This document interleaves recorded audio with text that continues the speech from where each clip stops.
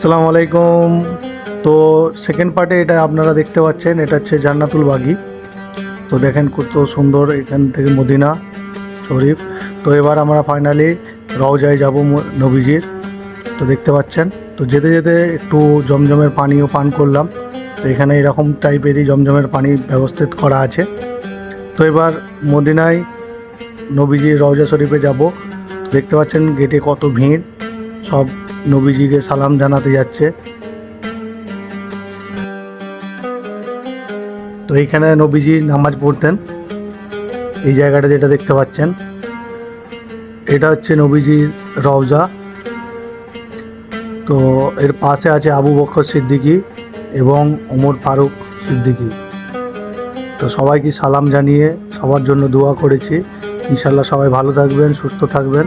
তো এরকমই ছোটো ছোটো করে আসবে, তো আপনারা দেখতে থাকুন।